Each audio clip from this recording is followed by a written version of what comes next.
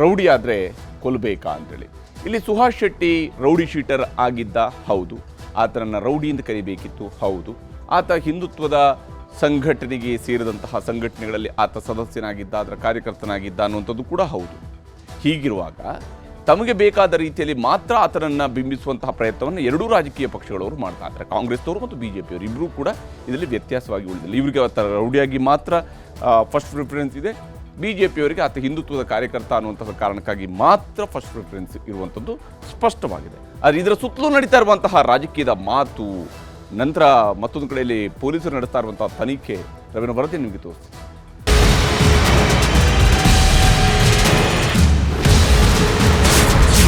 ಸುಹಾಸ್ ಶೆಟ್ಟಿ ಹತ್ಯೆಗೆ ದಿನಕ್ಕೊಂದು ಟ್ವಿಸ್ಟ್. ಹತ್ಯೆಯ ಸ್ಕೆಚ್ ಹಾಕಲೆಂದೇ ಮಾಡಿದ್ರ ಪಾರ್ಟಿ. ಸುಹಾಸ್ ಶೆಟ್ಟಿ ಹೆಣ ಉರುಳಿ 5 ದಿನವೇ ಕಳೆದೋಯ್ತು. ಆದರೂ ಕೊಲೆ ಹಿಂದಿನ ಕಾಣದ ಕೈಗಳ ಬಗ್ಗೆ ದಿನಕ್ಕೊಂದರಂತೆ ಹೊಸ ಕಥೆಗಳು ಹುಟ್ಕೊಳ್ತಾನೆ ಇವೆ. ಸುಹಾಸ್ ಶೆಟ್ಟಿಯದ್ದು ಅಚಾನಕ್ಕಾದ ಕೊಲೆಯಲ್ಲ, ಅದೊಂದು ಪಕ್ಕಾ ಪ್ರೀಪ್ಲಾನ್ಡ್ ಮರ್ಡರ್. ಇದಕ್ಕೆ ಸಾಕ್ಷಿ ಎನ್ನುವಂತೆ 10 ಮಾಹಿತಿಗಳು ಹೊರಬೀಳುತ್ತಿವೆ. ಸುಹಾಸ್ ಶೆಟ್ಟಿ ಹತ್ಯೆಗೂ ಮುನ್ನ ಹಂತಕರೆಲ್ಲ ಸೇರಿಕೊಂಡು ಭರ್ಜರಿ ಪಾರ್ಟಿ ಮಾಡಿದ್ದ ಫೋಟೋ ವೈರಲ್ ಆಗಿದೆ. ಕಗ್ಗತ್ತಲ ರಾತ್ರಿಯಲ್ಲಿ ನಶೆ ಏರಿಸುತ್ತಾ ಮಜಾ ಮಾಡುತ್ತಿದ್ದವರು ಅಂದೇ ಸುಹಾಸ್ ಶೆಟ್ಟಿ ಹತ್ಯೆಗೆ ಸ್ಕೆಚ್ ಹಾಕಿದ್ರಾ ಅನ್ನೋ ಅನುಮಾನ ಎದ್ದಿದೆ. ಏಪ್ರಿಲ್ 2ನೇ ತಾರೀಕಿನಂದು ಹಂತಕ ಪಡೆ ಚಿಕ್ಕಮಗಳೂರಿನ ಕಳಸಾ ಬಳಿಯ ರೆಸಾರ್ಟ್ನಲ್ಲಿ ಭರ್ಜರಿ ಪಾರ್ಟಿ ಮಾಡಿತ್ತು. ಇದಕ್ಕೂ ಮೊದಲೇ ಸುಹಾಸ್ ಹತ್ಯೆಗೆ ಫಾಜಿಲ್ ಸಹೋದರ ಆದಿಲ್ 3 ಲಕ್ಷ ಹಣ ಕೊಟ್ಟಿದ್ದ. ಇದೇ ಹಣದಲ್ಲೇ ಪಾರ್ಟಿ ಮಾಡಿದ್ರಾ ಅನ್ನೋ ಅನುಮಾನವಿದೆ. ಯಾಕಂದ್ರೆ ರೆಸಾರ್ಟ್ ಪಾರ್ಟಿಯಲ್ಲಿ ಆರೋಪಿ ಮುಜಾಮಿಲ್, ನಿಯಾಜ್ ಹಾಗೂ ರಂಜಿತ್ ಭಾಗಿಯಾಗಿದ್ದಾರೆ. ಈ 3 ಜೊತೆ ಇನ್ನೂ 5 ಕಾಣಿಸಿಕೊಂಡಿದ್ದಾರೆ. ಇದೇ ಪಾರ್ಟಿ ಮೂಲಕವೇ ರಂಜಿತ್ ಮತ್ತು ಮುಜಾಮಿಲ್ ನಡುವೆ ಪರಿಚಯವಾಗಿದ್ದು, ಹೀಗಾಗಿ ಅಂದೇ ಸುಹಾಸ್ ಶೆಟ್ಟಿ ಹತ್ಯೆಗೆ ಸ್ಕೆಚ್ ಹಾಕಿದ್ರಾ ಅನ್ನೋ ಅನುಮಾನ ಕಾಡುವುದಕ್ಕೆ ಶುರುವಾಗಿದೆ.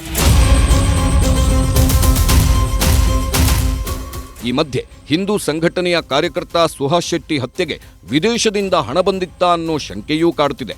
ಯಾಕಂದ್ರೆ ಕರಾವಳಿಯ ರಕ್ತದೋಕುಳಿ ಹಿಂದೆ ಹಲವಾರು ಕಾಣದ ಕೈಗಳ ಕೈವಾಡ ಇದ್ದಂತಿದೆ. ಇದೇ ಕಾರಣಕ್ಕೆ ವಿವಿಧ ಬ್ಯಾಂಕ್ ಖಾತೆಗಳ ಪರಿಶೀಲನೆಗೆ ಪೊಲೀಸರು ಮುಂದಾಗಿದ್ದಾರೆ. ಸುಹಾಸ್ ಹತ್ಯೆಗೆ ಪಕ್ಕಾ ಪ್ಲಾನ್ ಮಾಡಿದ್ದ ಸಫ್ವಾನ್ ಹಣದ ನೆರವಿಗಾಗಿ ಅನೇಕರನ್ನ ಸಂಪರ್ಕ ಮಾಡಿದ್ದನಂತೆ.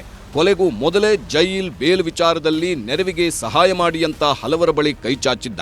ಅಷ್ಟೇ ಅಲ್ಲದೆ ಸುಹಾಸ್ ಕೊಲೆ ಮಾಡಿ ಸರೆಂಡರ್ ಆಗುವ ಬಗ್ಗೆಯೂ ಮೊದಲೇ ಚರ್ಚೆ ಮಾಡಿದ್ರು. ಹೀಗಾಗಿಯೇ ಬರೋಬ್ಬರಿ 3 ತಿಂಗಳಿಂದ ಎಲ್ಲಾ ರೀತಿಯ ಬ್ಲೂ ಪ್ರಿಂಟ್ ರೆಡಿ ಮಾಡಿಕೊಂಡಿದ್ರು. ಫಾಜಿಲ್ ಸಹೋದರ ಆದಿಲ್ ಕೂಡ ಅಡ್ವಾನ್ಸ್ ಅಂತ ಹಂತಕರ ಕೈಗೆ 3 ಲಕ್ಷ ಹಣ ಕೊಟ್ಟಿದ್ದಂತೆ. ಇದರ ಹಿಂದೆ ಅಂತಾರಾಷ್ಟ್ರೀಯ ಮಟ್ಟದ ಕೈವಾಡ ಕೂಡ ಇರಬಹುದು ಅಂತಕ್ಕಂಥದ್ದು ಇತ್ತೀಚಿನ ದಿನಗಳಲ್ಲಿ ಗೊತ್ತಾಗ್ತಾ ಇರ್ತಕ್ಕಂಥ ಸುದ್ದಿ. ಸೊ ನಾವು ಈಗಾಗಲೇ ಇದರ ಬಗ್ಗೆ ಸರ್ಕಾರವನ್ನು, ಗೃಹ ಸಚಿವರನ್ನು ಒತ್ತಾಯ ಮಾಡಿದ್ವಿ. ಇದನ್ನು NIA ಕೊಡಬೇಕು ಅಂತೇಳಿ, ರಾಷ್ಟ್ರೀಯ ತನಿಖಾ ದಳದ ಕಡೆಯಿಂದ ಆಗಬೇಕು ಅಂತೇಳಿ. ಅವರಿಗೆ ಅಷ್ಟು ಧೈರ್ಯ ಬರ್ತದೆ ಅಂತ ಹೇಳಿದ್ರೆ ಇದು ಹೊರ ರಾಜ್ಯ ಮತ್ತು ಹೊರ ರಾಷ್ಟ್ರಗಳಿಂದ ಕುಮ್ಮಕ್ಕಿದೆ. ನೋಡಿ, ಈಗಾಗಲೇ ಅದರಲ್ಲಿ ಬಂದಿರತಕ್ಕಂಥದ್ದು ಫಾಜಿಲ್ನ ತಮ್ಮ ಫಂಡಿಂಗ್ ಮಾಡಿದ್ದಾನೆ, ಸರ್ಕಾರ ಕೊಟ್ಟ ಹಣವನ್ನೇ ಉಪಯೋಗ ಮಾಡಿದ್ದಾನೆ ಅಂತ ಇದು ಪೂರ್ಣ ತನಿಖೆ ಆಗಲಿ. ಎರಡನೇದು ರೌಡಿ ಲಿಸ್ಟ್ ಅಂತ ಹಾಕಿದರೆ ಇವರು ಗೃಹ ಸಚಿವರು ಹೇಳಿದರೆ, ಇವು ಸರ್ಕಾರದಲ್ಲಿರುವ ಎಲ್ಲ ಮಂತ್ರಿಗಳು ಅದೇ ಅಂತ ಹೇಳಬೇಕಾಗಿತ್ತು. ಎಲ್ಲರೂ ಜೈಲಿಗೆ ಹೋಗಿ ಬಂದವರೇ ಇರೋದು ಜಾಸ್ತಿ.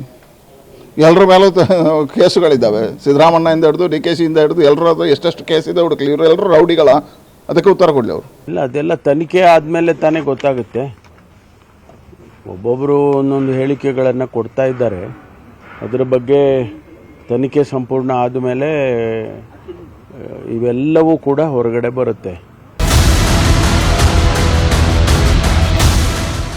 ಇನ್ನು ಸುಹಾಸ್ ಶೆಟ್ಟಿಯ ಚಲನವಲನದ ಮೇಲೆ ಹಲವು ದಿನಗಳಿಂದ ಸಫ್ವಾನ್ ಮತ್ತವನ ಗ್ಯಾಂಗ್ ನಿಗಾ ಇಟ್ಟಿತ್ತು ಅನ್ನುವುದು ತನಿಖೆಯ ವೇಳೆ ಗೊತ್ತಾಗಿದೆ. ಸುಹಾಸ್ ಶೆಟ್ಟಿ ಕಾರಲ್ಲಿ ಬರೋದನ್ನ ಹೇಳಿದ್ದ ಅಜರುದ್ದೀನ್.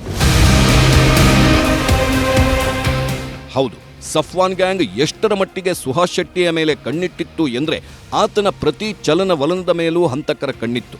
ಸುಹಾಸ್ ಎಲ್ಲಿದ್ದಾನೆ, ಯಾರ ಜೊತೆಗಿದ್ದಾನೆ, ಅವನ ಕಾರಲ್ಲಿ ಯಾರೆಲ್ಲ ಪ್ರಯಾಣಿಸುತ್ತಿದ್ದಾರೆ, ಆತ ಎಷ್ಟೊತ್ತಿಗೆ ಏಕಾಂಗಿಯಾಗಿ ಬರುತ್ತಾನೆ ಅನ್ನೋದರ ಬಗ್ಗೆ ಕೊಲೆಗೆ 15 ದಿನಕ್ಕಿಂತ ಮೊದಲೇ ಸಫ್ವಾನ್ನ ಗ್ಯಾಂಗ್ ಕಣ್ಣಿಟ್ಟಿತ್ತು.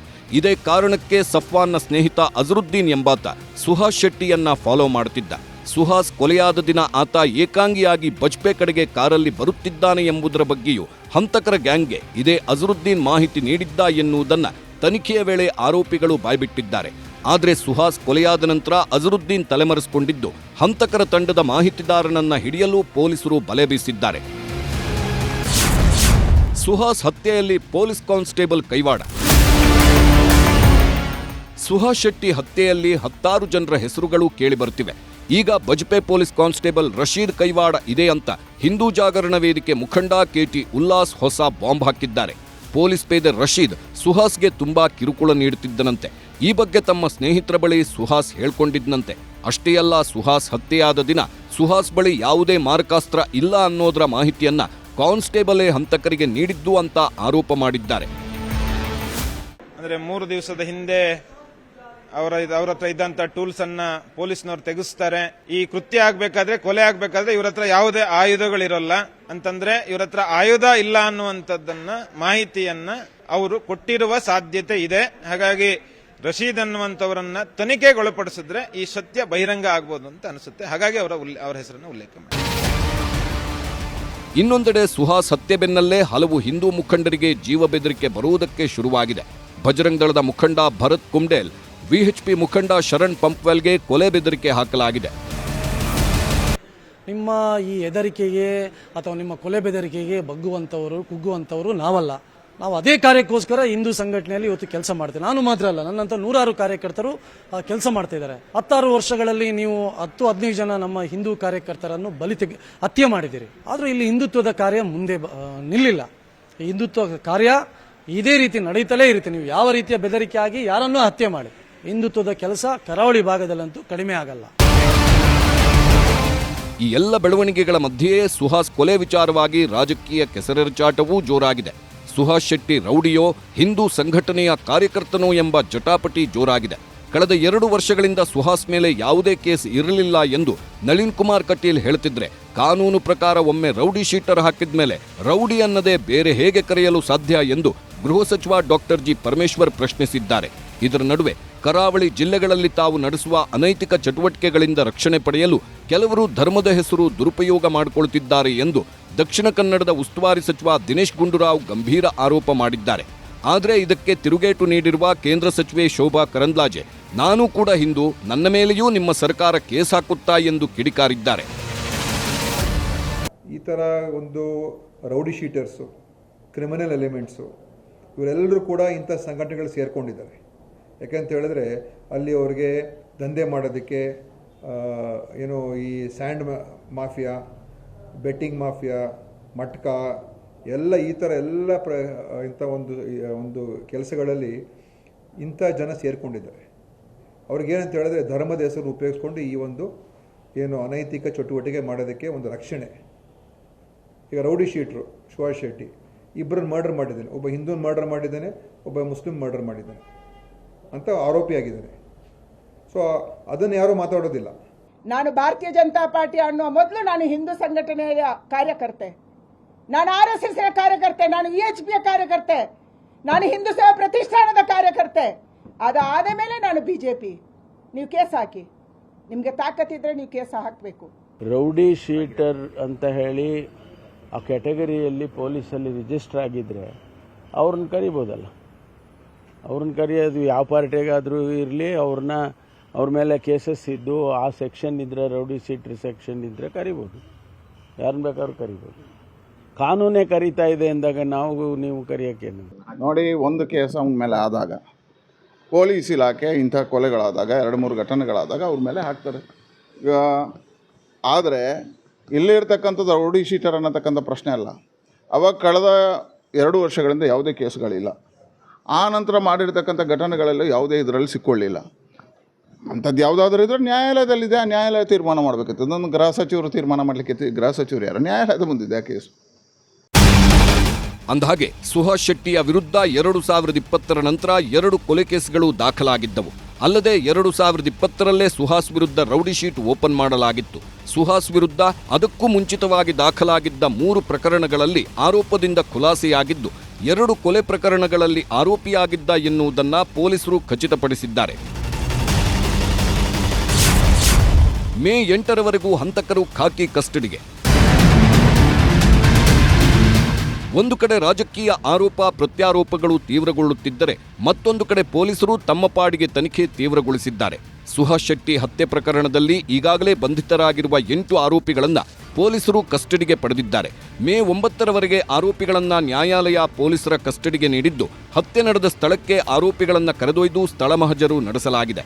ಇನ್ನು ಈ ಕೊಲೆ ಪ್ರಕರಣದಲ್ಲಿ ಕೇವಲ 8 ಜನ ಮಾತ್ರವಲ್ಲ, ಒಟ್ಟು 20ಕ್ಕೂ ಹೆಚ್ಚು ಆರೋಪಿಗಳು ಭಾಗಿಯಾದ ಶಂಕೆ ಇದೆ. ಹೀಗಾಗಿ ಉಳಿದ ಆರೋಪಿಗಳ ಪತ್ತೆಗೆ ಪೊಲೀಸರು ಬಲೆ ಬೀಸಿದ್ದಾರೆ.